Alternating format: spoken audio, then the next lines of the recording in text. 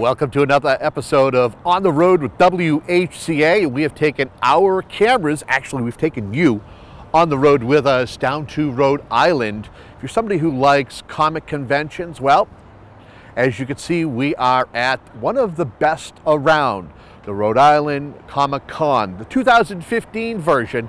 If you're somebody who likes sci-fi, if you like stuff like Game of Thrones, if you like different games, you want to learn how to do lightsabers, if you want to meet some folks from shows, past or current shows, this is the place to go, as they have over 100 guests. There's all kinds of stuff for you to see and purchase right here in downtown Providence. We're going to go inside, and hopefully we're going to be able to speak with folks who do cosplay, maybe some stars. Maybe we'll have a chance to speak one-on-one with the original Incredible Hulk himself, Lou Ferrigno. So stay tuned as you get to see what's going on in there, courtesy of On the Road with WHCA. Stay tuned.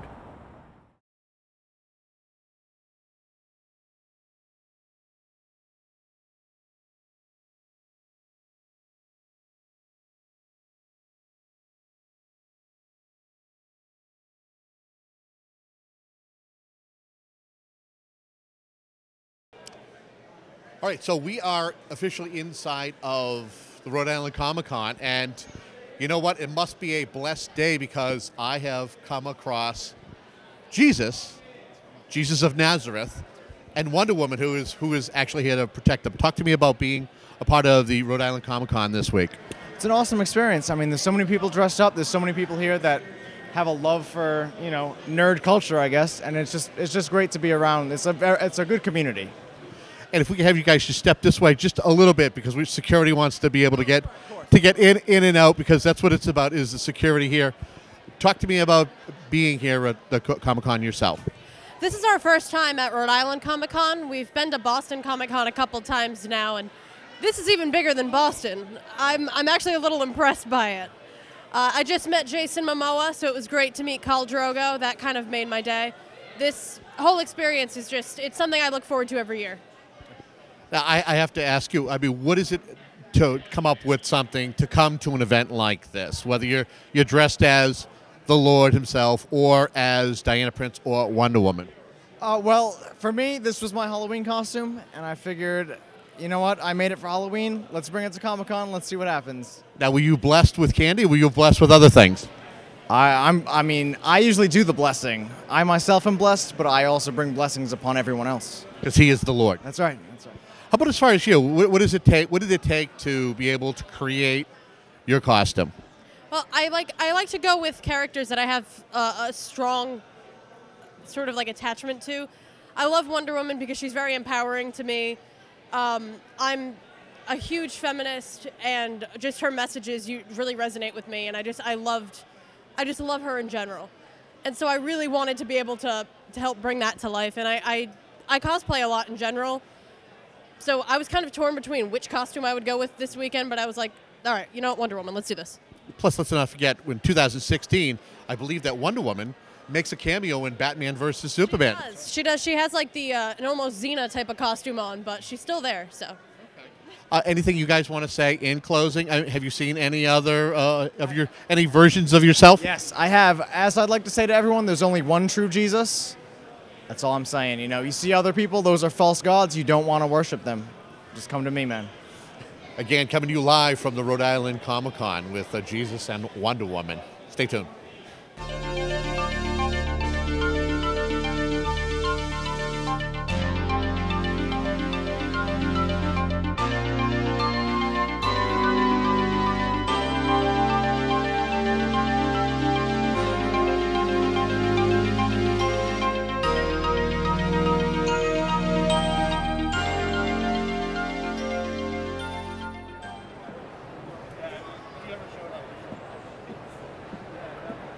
All right, so as you have a chance, this is where normally hockey is played, but because the Rhode Island Comic Con has grown huge, is that they're out here. And if you're looking to buy anything, whether it's a particular show that you like or pins, you name it, but people are still hanging out doing their cosplay thing. Look at this guy.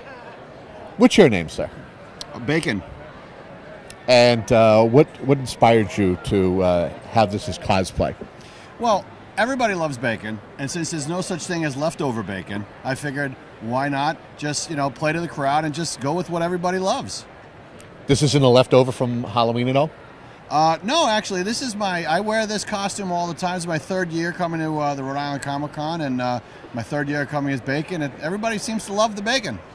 Are you entered in the cosplay, any cosplay? I know that normally they have a big thing for cosplays, and it's a contest. Are you entered? No, but I think that I'm going to, because based on the reaction I've gotten today, everybody loves bacon.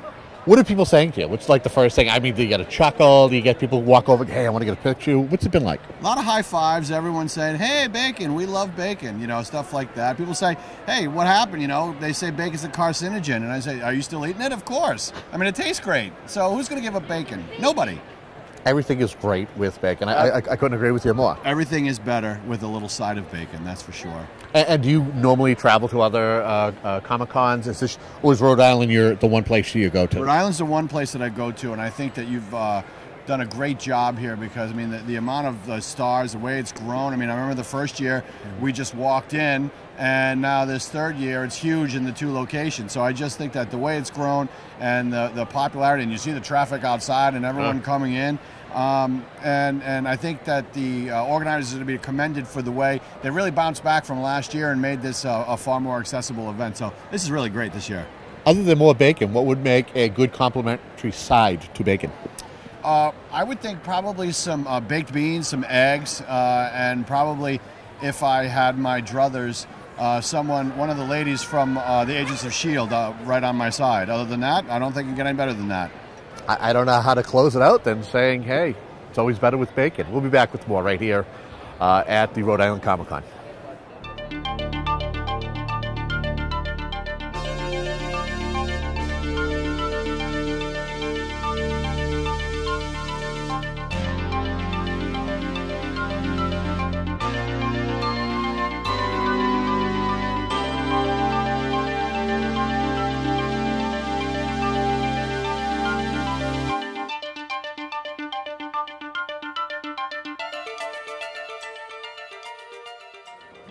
All right, so we're back here at the Rhode Island Comic Con, and as you see, cosplay is for all ages.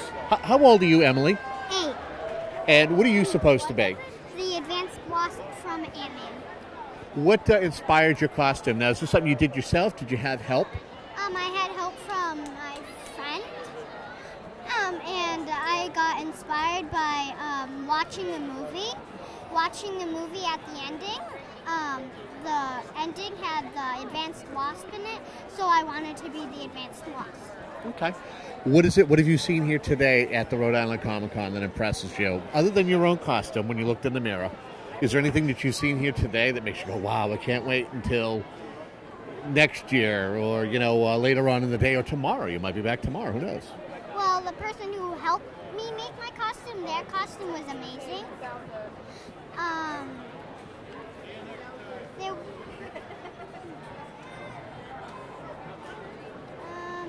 Some of my other friends, their costumes were really cool too. Okay.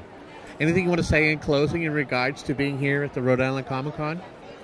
Well, last year, it was our first Comic Con. We had no idea what it was all about, but now this is like our fourth. It's a lot more fun, exciting. That's it from the Rhode Island Comic Con. As I said, all ages here at the 2015 Rhode Island Comic Con. Stay tuned for more.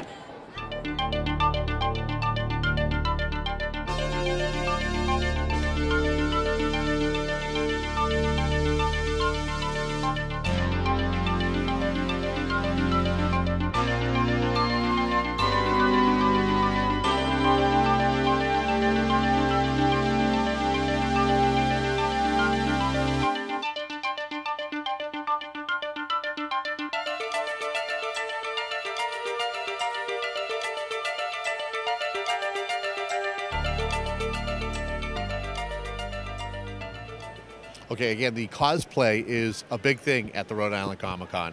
And we have with us your name? James? And you'll pull that off and say it again?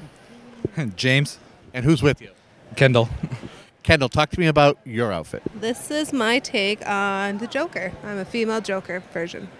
How cool is cosplay that, you know what, it isn't, you don't have to stay within the lines. You can do something cool, create your own thing, and it'll take. It can go from anywhere, as long as what you believe in. You can go as far as you want. Yeah, if you really, really like, there's so many different ways anybody can go. There's so many different universes in the comic books area, so it can go any way, which way you like it. How many hours did it take for you to put your costume together? I've been working on it since May. That's it? May? How long have you been working on yours? Maybe like only a couple weweeks. Oh. The days together. Yeah. So, okay, you do have her be. Who are some of the people that you have with you? Because I know you have a whole, and we'll take a shot of them. Who do you got with you? My brother's Bane. My father-in-law is the Riddler. His girlfriend is Harley. His son is Green Arrow. And the daughter is Batgirl. So this is like a family thing. Yep. Like the whole family came. Yep. And where are you from? Canada. Canada? Yeah. Where in Canada? New Brunswick. Oh my God! And you came all the way down here for this. Oh yeah, oh yeah, definitely. What's been the most fun thing that you've seen since you've been here? Ooh, that's a lot. That's really kind of hard to like pinpoint somebody. Dressing up is definitely like part of it. A lot of people have great vibes, and it's so nice. It's really nice around here, so everybody's great. I just really like to dress up. What would you like to say in closing? What would you like to say in closing? Just hope more people would start dressing up. Yeah.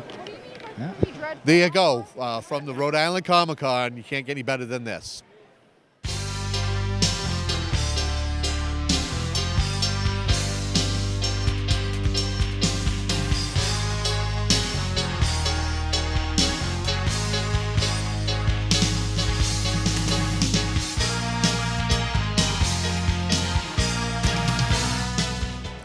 So, in order for us to be able to get into the building, we have to get past Susan. Susan Soares is one of the fine people who are here at the Rhode Island Comic Con this year. What has it been like as far as not only dealing with people like me, but some of the flow and some of the things that have been going on here for the past couple of days?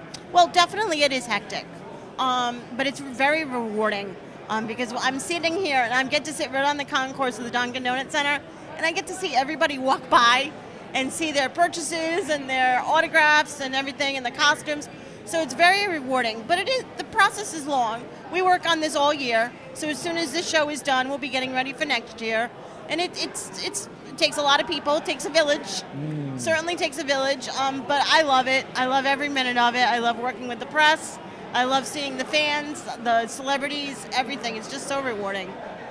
Now, Susan is the person that we went through in order to be able to speak with Lou Ferrigno, and he's one of the many great stars who are here. Who are some of the folks, other than Lou, have you had a chance to either speak with or interact with and kind of make sure that they're happy during their stay here during the convention? I worked with Peter Cullen and Frank Welker.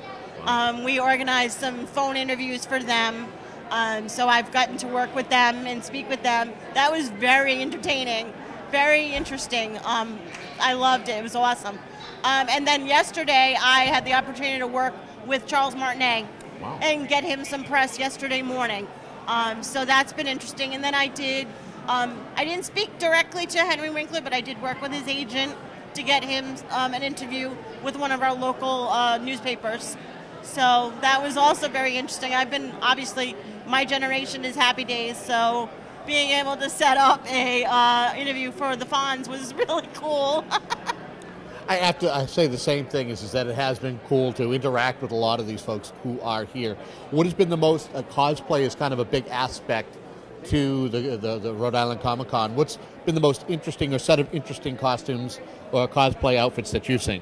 Well, I'm a Disney fan, so I'm looking at the Belles and the Rapunzels and the Snow Whites and the Auroras, and all the princesses walking by. That's really what hits home for me. But I've seen a lot of great costumes. I'm excited tonight about the costume contest that we have going on at 7:30, so that's exciting. Everyone's walking around with all these elaborate costumes. And people take that stuff seriously, right? Oh, absolutely. My husband actually is a cosplayer, so he has his costumes made. He's a pirate, So that he has all different kind of pirate coats made and everything. And it's very serious. We get seamstresses make the costumes. We go shopping for the fabric and the buttons and the doodads and all of that. And he's home making up his big hammer that he has, this big wooden hammer. So knowing it firsthand, not only just seeing it from being at conventions, it's serious business. Anything you want to say in closing about this edition of the Rhode Island Comic Con? I just really want to thank all of the press that I've worked with this year. I have such an eclectic group of press, the largest that I've ever worked with, and they have just been so friendly and outgoing and cooperative because, you know, it's not easy when I have to put certain restrictions and because we have so many fans. We have 60,000 fans here, so we're all about the fans, but we want to get the press as well, and they've just been so welcoming and supportive and cooperative, and it's just been such a joy. I'm so glad to be back on staff with Rhode Island Comic Con. Here she is, Susan Soar is here for part of the staff of the Rhode Island Comic Con. Stay tuned for more right here in Rhode Island.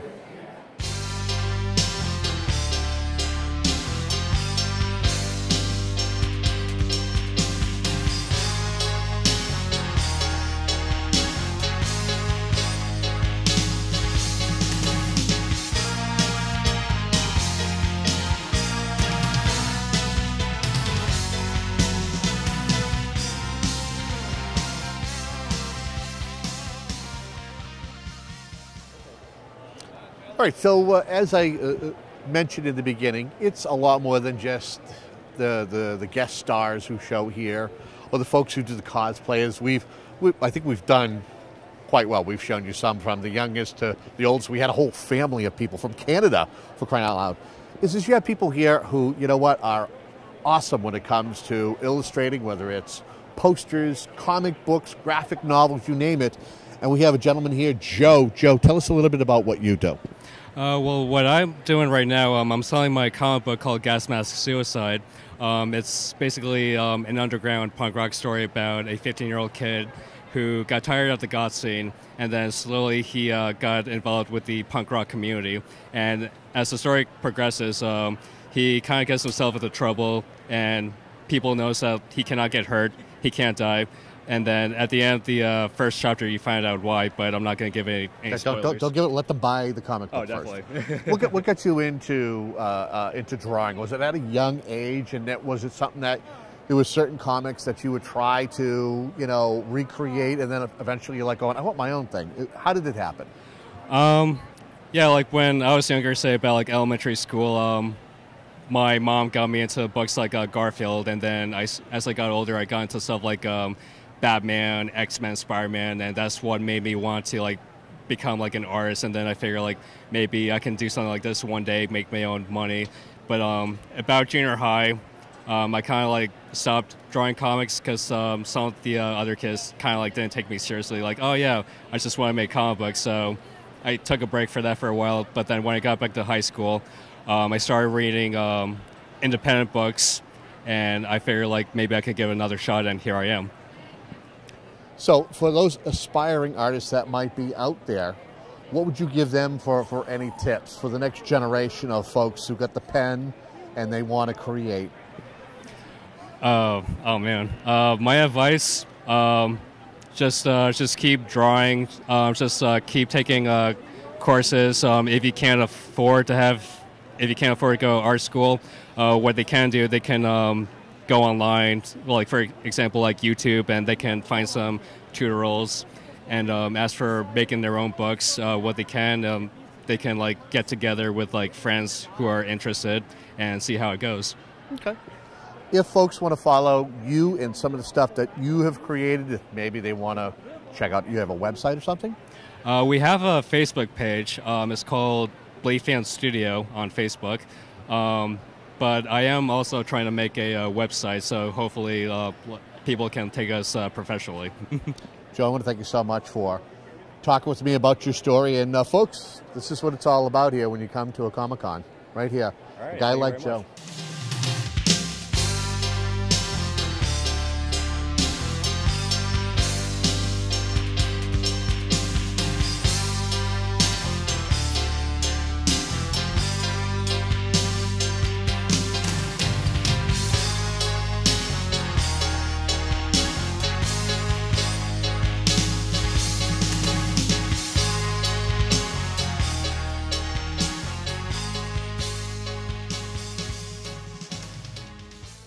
right, so we're kind of just kicking back here with a good friend of mine, Russ Orcutt. Yeah, that's how you say And it. yeah, it took me a couple of minutes to kind of practice it. It is. Russ A lot of people get it wrong, but they do, yeah. it's a hard word to say. Again, I practice it. Russ is one of the many vendors who looks forward to coming to the Rhode Island Comic Con. What's some of the things that you have a chance to not only see, experience, but also kind of share with the people who come here every year? I can give you a good experience I had yesterday. Ooh. I physically bumped into the actor Mitch Pileggi. Are you familiar with him? Dante. X-Files. No, this is not Dante. This was the guy Skinner from the X-Files. Oh, I know. Yeah. He's been in 100 movies. You know, Shocker, everything. So I bumped into him, and I didn't even know it was him. I was like, oh my god! And like I realized who he was, and I was like, can I get a picture of you? You know, to show everyone that I met you. And he's like, oh, I'm kind of busy. I was like, all right, I'm sorry. Well, can I just tell you the story? So we had a Halloween party the other night, and we're watching Return of the Living Dead, Part 2, the classic, you know, humor comedy zombie movie. Sure. And I realized he was in it. So I told him that, and I was like, oh my god, you know, the Shocker the light is in went this. on. Oh my Yeah. god. And he was like, that was one of the funnest shoots I've ever done because I got to use this giant machine gun on the back of an army jeep. And then I was like, oh, thank you for listening to my little anecdote about you. And he was like, thank you for sharing. And he went his way and I went my way. Well, here's the key question I have for you is, did he know who you were? No, he definitely didn't know. He just thought I was a fan, and I was, you know. When I walked away from him, I had probably 100 other movies I wanted to ask him about that all hit me the second I walked away. It always happens. That's Yep. the way it always happens. Well, how much stock do you come with when you come to an event like this? Because we're DIY and really don't have a lot to finance things, we try to make 2 of every size of every T-shirt. And if we're lucky, we sell out. And if not? And if not, I got to take it home. Popular thing that you're selling. What's the thing? Is it the pins? Is it the shirts? The pins are always the most popular because for $1 you can get something. So it's a really inexpensive takeaway from your experience.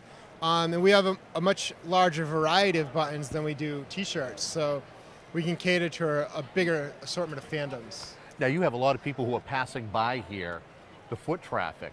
What's been the most interesting outfit, cosplay that you've seen, whether it's one person or group of people? You get the best seat in the house. Yeah, it's great. You get to sit and watch all these people. And a lot of the cosplayers are super happy to talk to you and let you take pictures of them. I think my favorite I saw was possibly, I'm not sure if you're familiar with Venture Brothers, the Cartoon Network. It's like a humorous spoof on Johnny Quest. Okay.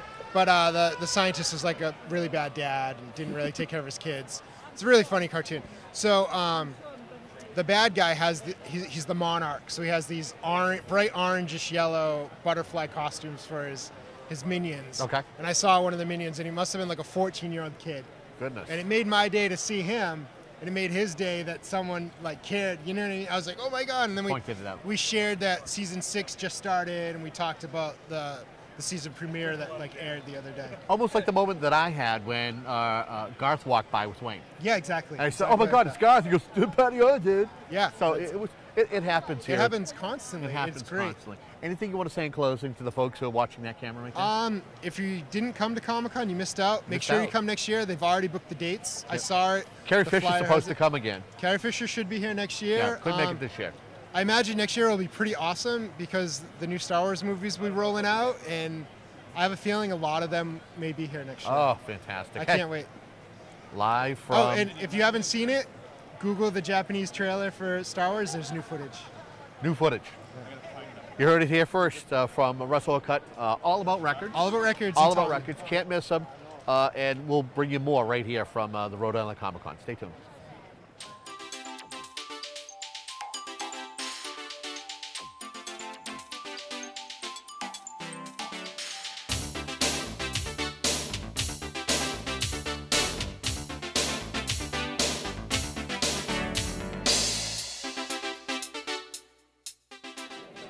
All right, welcome back, and we are with a gentleman very, very recognized from, if you like, Revenge of the Nerds, King of the Nerds, which is the TV show, and other things. Talk to me about being here at the Rhode Island Comic Con. Well, it's my first time, not my first time in Rhode Island, but my first time at this Comic Con. And it just came up, and it's really been a treat so far. I'm having a great time. What are some of the things that when people watch, is it the first thing, the Revenge of the Nerds and all those movies, or is it the new reality series that you do, The King of the Nerds? Well, a lot of people have been asking about King of the Nerds because, I mean, Revenge of the Nerds is the big one for people because it's been, 30 years. But King of the Nerds, people really got into. Unfortunately, TBS canceled it this year, so we're trying to get it set up at another network, and we're hoping that's going to happen, but we can't guarantee it. So we're working on it. I loved King of the Nerds deeply, and I was really sad when that happened. You probably find, there were a lot of creative people that you had a chance to come across, and of course you find ways to find the King of the Nerds. What's some of the fun moments that you had during the taping of those shows? Oh, it was just watching the Nerds when we weren't on camera, because when Bobby Carradine and I were on camera, we were working, and it was like any other thing where you're up there and you're talking to people and you have to remember what to say and all that. But when we were not on camera, I would be sitting in the control room where we had the cameras on the Nerds all day and all night. We filmed them constantly. And all I would do is sit there and watch them because I just loved them so much. And many of them are now close friends, personal friends. So it was one of the great moments of my professional career working on that show. So we're hoping for a revival for the King of the Nerds. Hope, yeah. What else? You got anything else in the works? Actually, I do. I've got a new show. The pilot is called Heiston, Highston, Heiston, and it's on Amazon. And it started streaming night before last. And so it's I think, an amazingly funny and different show. That is, you can log on to Amazon and follow it. It'll be running all month, and if enough people watch it, then it gets picked up for a full season. So we're keeping our fingers crossed on that. We definitely are. Well, listen, we don't want to keep you any longer. We know that there are fans that want to come over and say hi to you. Anything you want to say quickly in closing? Well, just great to be in Providence again, and take care, everybody. We'll be back with more. Don't go anywhere.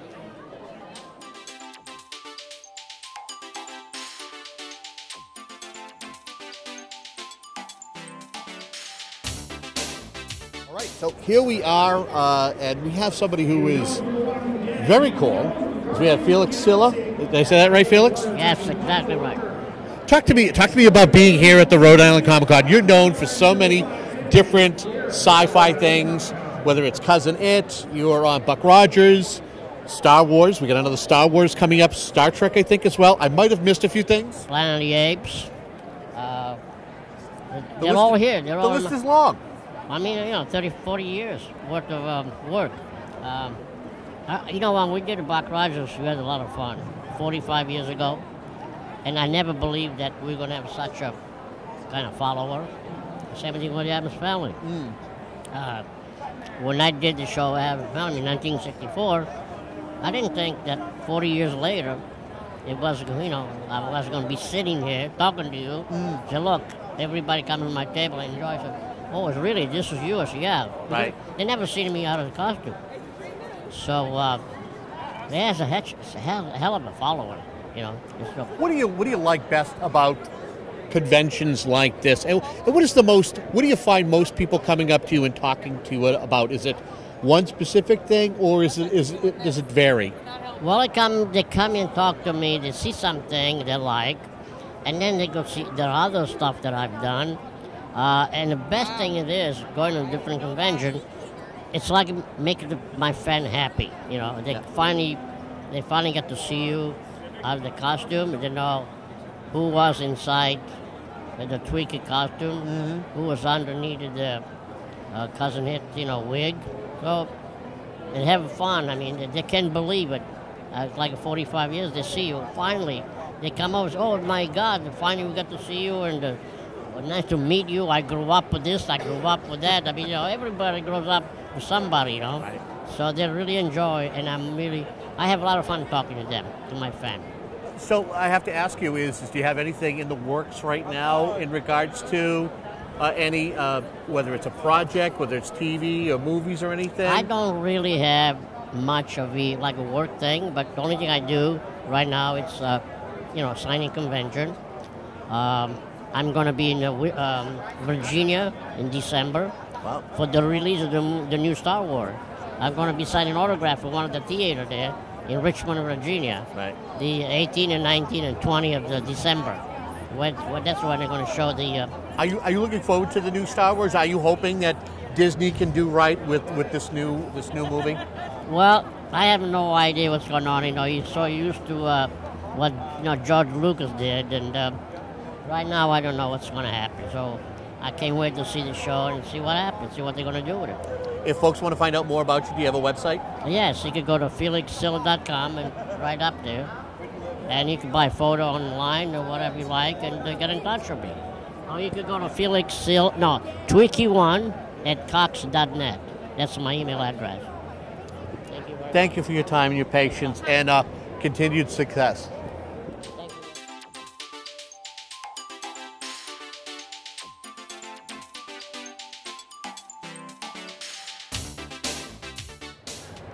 All right, so here we are in probably the best room of the Comic Con so far, and we have a very recognizable guy. You recognize that face right there? It's Larry Thomas. And how would we know you? Because I say no soup for you. Oh, so that's like your catchphrase. What is the book about? Tell folks, and have you been getting interest since you've been here? Yeah, this is my book. It's a 398-page sort of memoirs of my journeyman acting career, interspersed with 52 of my own recipes and about 10 more that are from friends and chefs that I know. And it's basically, the story of what a journeyman acting career is like, and, what got me to Seinfeld, what happened after, and lots of easy-to-cook recipes that have their own stories. I tell stories about the recipes, why I decided to cook that thing or what brought me to that, why I cook it the way I do. And it kind of weaves in and out of the acting stories. So it should be interesting. If I can ask, and it's unfair that folks only know you for one thing, but tell folks what some of the other things that you have done. Just don't tell them everything, because we want them to look at the book and read the book. Yeah. Well, there's the theater, like Barbara Eden, who's down the way right there. Yeah. We toured for like 3 years or so in a female version of The Odd Couple. Wow. And she wrote a very nice blurb for the back of my book. She's a doll. And lots of other TV guest spots on shows like CSI and Scrubs and Arrested Development. Also movies like Austin Powers and a movie called Postal and Redemption for Robbing the Dead. And so I've just done a lot of work over the past 35 years. You getting anything coming up? Anything you're working on other than getting the book out there? One film that's being premiered in Chicago. It's called Mind Over Mindy. It's a kind of a romantic comedy. I play Dr. Fisher, the schizophrenic psychiatrist. Oh, very in cool. The movie.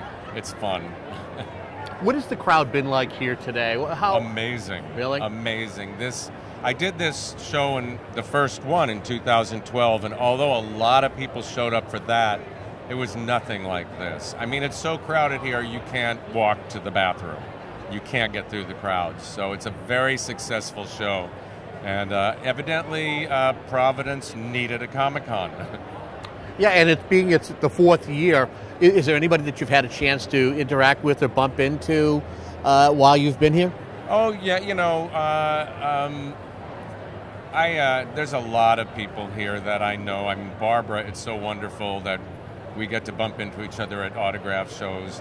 And there's just a bunch of really cool people here that I admire and, know their work and stuff like that. So, I was hanging out with Dean Cain last night, and we were laughing because part of what I did in the Seinfeld finale was hanging out in the back of the courtroom with Terry Hatcher. And we got to talking about Lois and Clark. I think I had auditioned for it 5 times and not gotten on. And I was telling Dean the really funny thing she said to me. After talking about Lois and Clark, she went, "I will never, ever do another 1 hour episodic in my life. And we started laughing about that because, you know, Desperate Housewives. But, so yeah, there's a lot of fun people here. Felix, how are you? We should have Lisa here with us. We should have Lisa here with us. Good to see you. Felix Silla.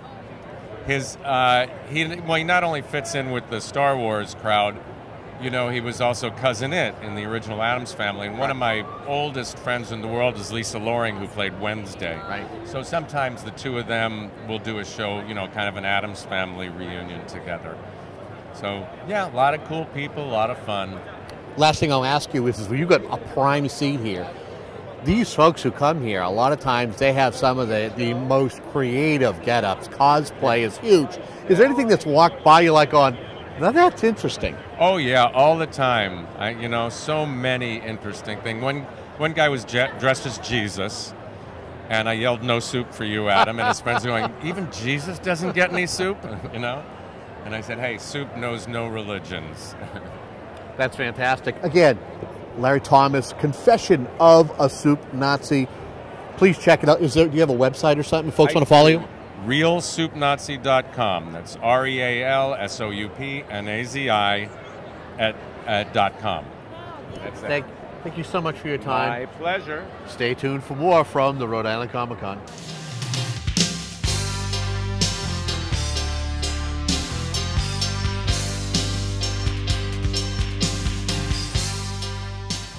We're here with Tim Murphy, and I have to tell you, first and foremost, you may know him from the Sons of Anarchy, but I believe that he's in the new series, The Bastard Executioner. That's right.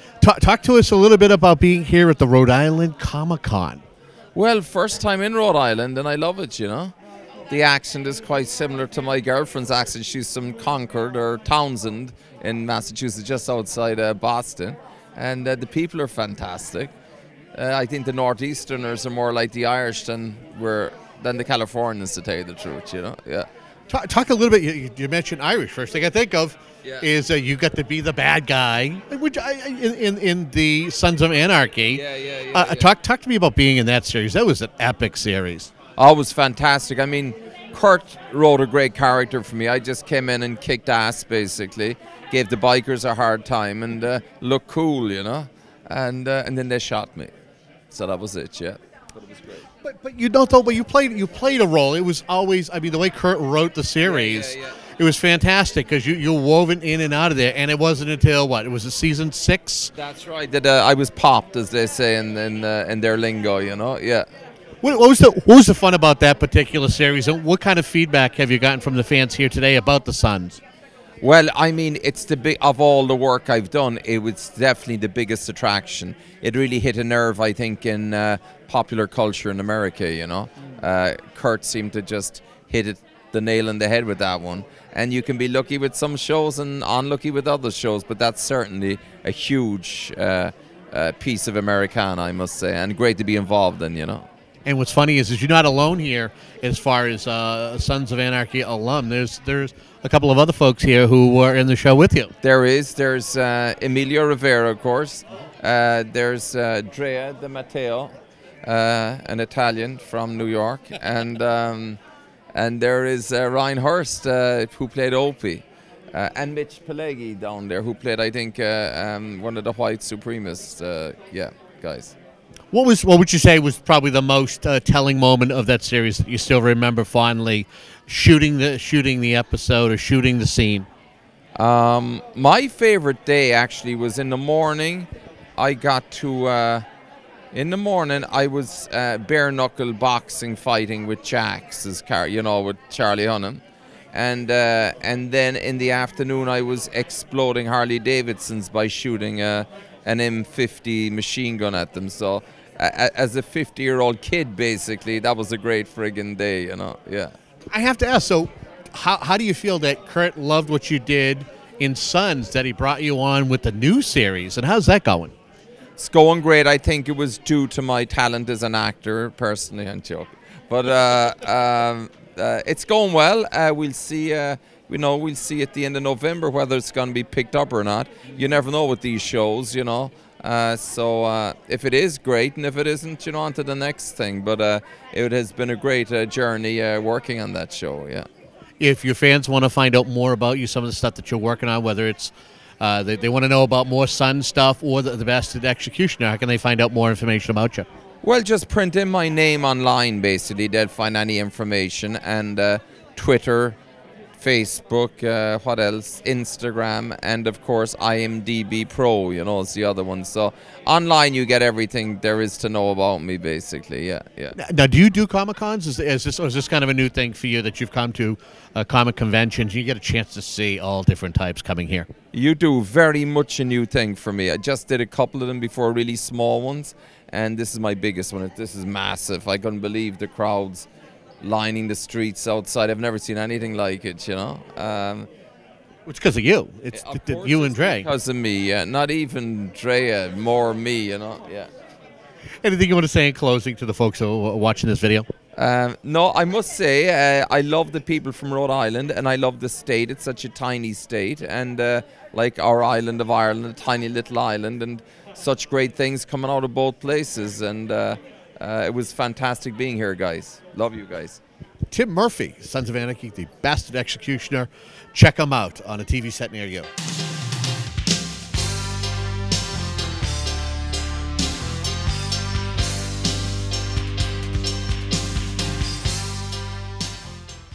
Welcome. We are here in the small state of Rhode Island, and we're on the eve of the Rhode Island Comic Con. And we actually have a very special interview that we're able to bring to you as we're speaking with the one and only Lou Ferrigno. Lou? How are you? Nice to see you. Nice to see you. Thank you for joining me and having a little bit of a conversation. Thank you. Talking about Rhode Island, I was told that you could take 269 Rhode Island that would fit into the state of Texas. Did you know that? I didn't know that. Yeah, it's interesting. When you're out of town, you know more about the town that you're going to. I have to ask you, of all the places that you've traveled, is this the first time? Do you normally go to comic conventions and meet some of the fans? I do the major comic convention. I've never done anything this far like Rhode Island. My first time here. Okay. When you're out and meeting all the people who are obvious fans of yours, you're not just a guy that we know from the Hulk. You're a guy who is an award-winning bodybuilder. Mm-hmm. You're an actor, and you've done more than just the Incredible Hulk. You've also been somebody who has your own fitness. You have your own fitness equipment. And I'm a sheriff. You're a sheriff. And I think I asked you before we get started, is there anything that you haven't done yet? And the first thing you said to me was, yeah, I've never been here before. What's the question that's asked of you? Probably people don't get enough answers, or they ask you all the time when it comes to meeting you and talking to you face to face. How do I get rid of this fat on the side of my waist? What do I do? And then that's the most common question. The second most common question is, how long did it take to put the makeup on for the Hulk? Really? If I had a dime for every time they ask that question, I'd be more wealthy than Bill Gates. Well, how long did it take you to put on the makeup? 4 hours. Wow. And I had to endure and sustain that makeup 12 to 14 hours a day. It took like an hour and a half to remove the makeup. So you were in and out of that chair a lot. Oh yeah, I was the first one on the set, and I'll be the last one to leave. What was that like? I got to ask you, because we know we know you from the Hulk, but I know you from you being in the documentary Pumping Iron. Correct. Being a guy who competed against some of the best bodybuilders of that time.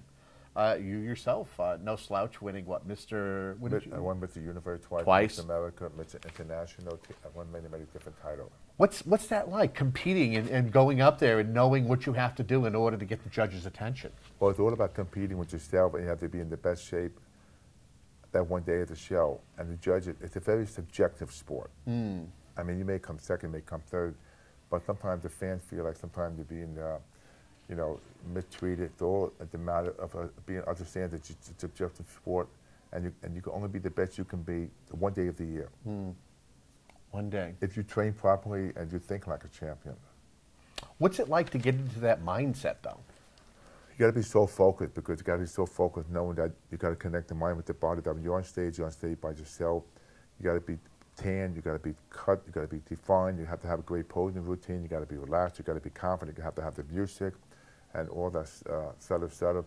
And then just that one day of the competition, you got to hope your performance goes well. It's probably one of the hardest sports in the world. Really? So not only is it physical, it's mental. Very. Mental is bigger than physical because mental is what drives you to become physical because the mind's everything. When did you officially stop competing? Was there a time you decided that I'm set doing this over here, I'm acting, and I'm a sheriff, and I'm into fitness? When did you decide to walk away from the competition? Well, I was 23 when I did Pumping Iron. Then I did the Hulk series. I came back to competition 17 years later. I was 42. I was 325 pounds with 2% body fat. I decided one day I woke up at the height of my career. I said, I want to compete one more time because I felt like it was unfinished business. So I trained for 2 years and competed again. I love competition. And I said, I put a landmark on bodybuilding that no one ever surpassed without doubt. So at 23, I made a choice. I could have continued and won Miss Olympia, or would I do the Hulk series? I think I made the right choice because you can't have both. Yeah, that's definitely it. That's definitely given. You did make it because you have kind of a cult status with that alone. Do you not? Yeah. So here we are. We're in Rhode Island. You get the We're on the eve of the Comic Con. What's it like interacting with people who know you not only from the Hulk series, but you've done stuff in other movies? I think my favorite is I Love You, Man, with Jason Segel, where you got him in the chokehold. I mean, you've done that, and you've also, I think, been integrated. You are part of the Marvel series. Are you not the voice of the Hulk? Yeah, the voice of the Hulk, yeah. What's that like for fans to come up to you who are geeks like me, who know you not only from the TV show and the movies, but also what's happening now? Well, it's all about a wider, broader audience.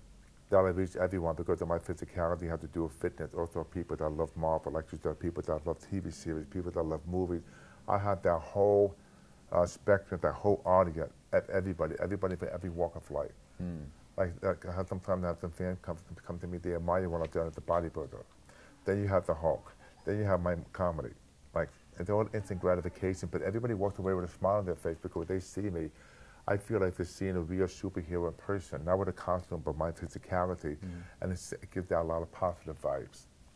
Now, you're actually, it's rumored that you're going to be the new Thor movie that you might possibly... I just heard about it. I'm excited to hear about it because knowing that the Hulk will continue and still be in the biggest franchise. And the Hulk and Thor is perfect because a long time ago when I did The Return of the Hulk, in that episode of Thor, I think the Hulk and Thor makes a good team. They do make a good team. I have to ask you, taking a look at the show that you were part of, and that's my generation, and then the new generation, what they're doing, give me your thoughts on the evolution of the Hulk and you being a part of it. Well, the new CGI can't sign autographs. So at least I still can after 40 years. It's different. On the big screen, you got to have that whole CGI because you have Iron Man because on the big screen. Of course, I'm moving on to do other stuff. But nothing equates the original TV series. Because the original TV series, you can't compare CGI with human Hulk. So one helps the other. Because young kids today, even like 6, 7 years old, know about me from the TV series. Because the adventure, they learn about the voice, they learn about the original TV series. Plus you have 3 different generations. I know he's no longer with us, but you worked with Bill Bixby. What was it like working with Bill Bixby? And of course, I mean, he's part of the alter ego of the Hulk. The best. He was the best because he was born to play Dr. David Banner. Today we call him Bruce Banner. But he was perfect for the part. And I get excited every time I work with him. I couldn't wait to play my part because I get fired up watching him getting beat up, getting thrown around. And then I just step in his alter ego and then just go for the action. What would you say, what's in your memory, what was your favorite episode, or if you want to talk about TV, the TV movies, was there a favorite of yours that still sticks with you, whether it's an episode or a movie? It was the episode called King of the Beach where I had my first acting role, when I used to see me together with the Hulk on the show. And I had a chance to play 2 different characters. I played a bodybuilder that was competing in a contest. That was the highest rating show of all 5 seasons. Huh?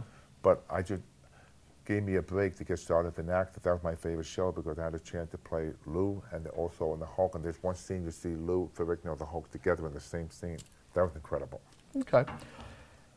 Is there a little geek inside of Lou Ferrigno? Is there a superhero that you like, that you've always followed, and whether it's was in the comic books or on the big screen? That you're talking to me right here. I'm asking you, is there, whether it's a Spider-Man or Captain America or someone else, did you ever follow the comic books back as Superman. a kid? Superman? Yeah. Why Superman? His speed, his X-ray vision, the way he was built, and also I wanted to be like him, especially he had the different secret identity being Clark Kent, and that he was dealing with rejection, and as Superman he was embraced. So my whole life I was the Hulk. I was rejected, and I ended up becoming embraced now as Lou Ferrigno, the actor of the Hulk. It's like that contrast. Have you followed any of the movies at all? I watch more, yeah. Okay. Anything, do you like what's going on now? Because I think next year it's Batman versus Superman, which kind of looks dark. Yeah, but I think you have two iconic actors. You got Ben Affleck and Henry Cavill. I think they both together, I think, going to make it a winner. And I just like them both because Henry did a great job as Superman because I know Christopher Reeve passed on, but I liked him as an actor too. Okay. Other than talking about the Comic Con and the conventions and stuff, I'm a big fan of reality shows. And Lou Ferrigno was on Celebrity Apprentice. That's right. What was that like, and what's it like to see Donald Trump running for president? Well, my opinion, I want him to be president. Oh. Okay. Because I want this country to be safer. We need to put the border up. I love all people, but we're having too many weapons of mass destruction come through this country. Sure. Now, I know Donald's a little cannon, but he's talking about preserving our country. I'll tell you, I'm so glad I'm not in politics because, it's like you get mud thrown on you. It's tough. But Donald really cares about our country, and that's important because I deal with Homeland Security. We're having I want to live in fear. We live in fear now. And I think Donald could fortify and build up the military again. And basically, we want to be #1 as far as the economic country in the world. What was he like to work with on that show and interact with him? I mean, are we seeing the Donald that you had a chance to work with on that TV show, or somebody else? Well, Donald was a loose cannon. On the show is great because I had a chance to raise $100,000 for my charity. Awesome. And Donald gave me a chance. And Donald likes you, and he doesn't deal with the bullshit. And Donald's good to me. And I love Donald because he gave me the opportunity to be on that show to raise that much money for my charity. We mentioned it to start, and I want to give you an opportunity to kind of close out. Okay. You do a lot of fitness. That's kind of your big thing. I think you have your own Ferrigno fitness equipment. No. What's it called? It's called FerrignoFit.com. There we go. I also have equipment too on LouFerrigno.com. But FerrignoFit.com means that you can become your own personal trainer. You get customized meal plan, how to work out, what to do for anybody, any age, any type. And so if you check it out, it's like $99 for 3 months. So we have a lot of people that have been very successful in changing their bodies and their mind. What got you into that business mode? My daughter. All my kids are personal trainers. She came up with the idea because I've been training people for years. Why not do something when you could help thousands of people instead of just individuals? That's going to make you proud that all your kids are personal fitters. Yeah. At least you don't have to worry about. Imagine if I was your kid. Look, I haven't been fit in a while. You know something? I never pushed the kid to go into fitness. I never told them you have to work out. They all follow through. I mean, all 3 of my kids are all personal trainers. And that's why the competition is going to be November 20th, 21st. We're having 400 competitors. The big bodybuilding fitness show in Palm Springs, California. What has changed from when you were a bodybuilder back then to now? Do you feel that there's a lot more technology and there's more, not so much vitamins, but what's some of the stuff that you can take? What am I thinking here? Hormone replacement? No, not hormone, but you could take, you can go to GNC and you can go to a health store and get supplements and stuff like that.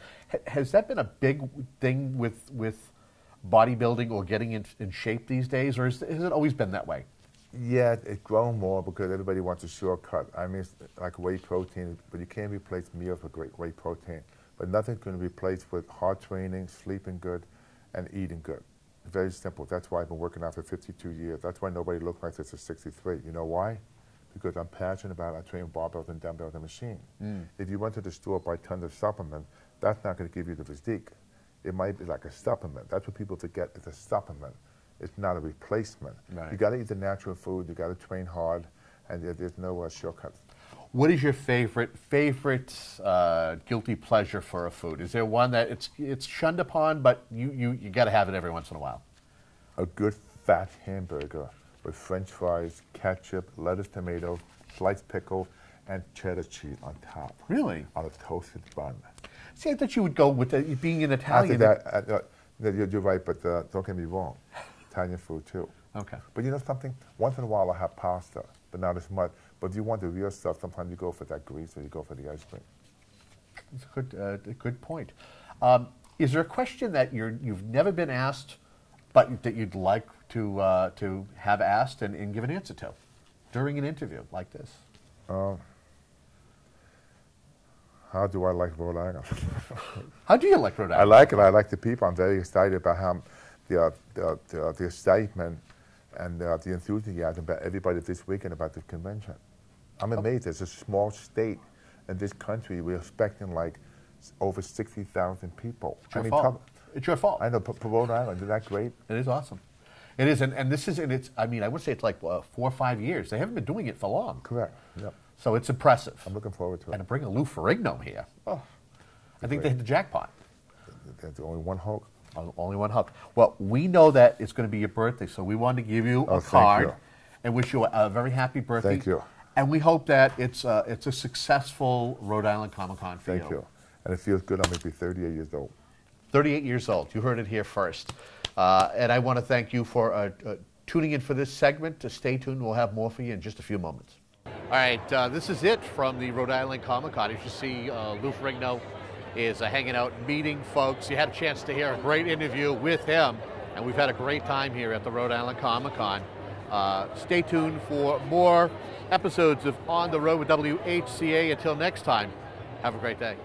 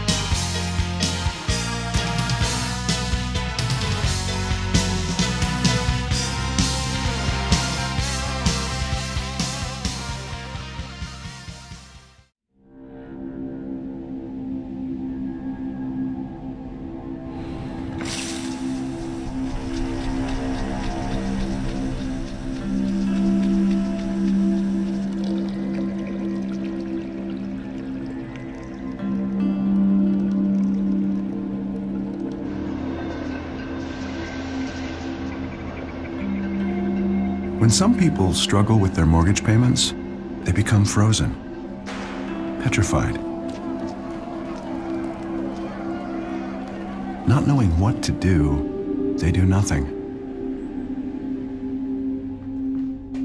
But the people who do something, the people who take action, are far more likely to get the most positive outcome. Making home affordable is a free government program. Call now to talk one-on-one with a housing expert about the options that are right for you. Real help, real answers, right now.